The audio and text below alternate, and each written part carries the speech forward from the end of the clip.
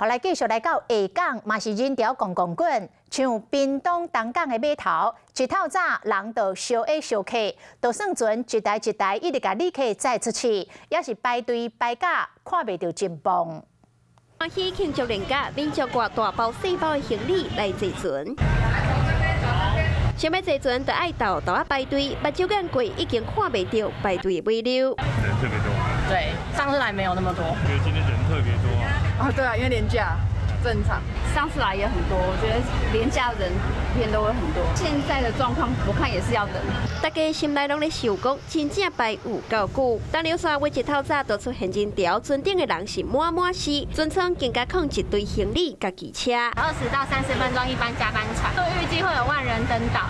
对啊，比平常大概多了5倍吧。除了东流线以外，盐流线嘛出现着排队的状况，所以船公司嘛赶紧来收温。会不断的加开船班来疏运旅客。订房来说，今天全岛都是满房的状况。年假第一天，小琉球的海坪是满满游客，大家唔惊日头去耍水。目前初步估计，小琉球头一天会有1万的人订岛，万巒猪脚鸡业者动起来，那就互人客拿出猪脚。 完全无休困的时间，那高雄林丰区这边嘛是排队排起来，因为有业者免费送3000碗的鱼鸭汤。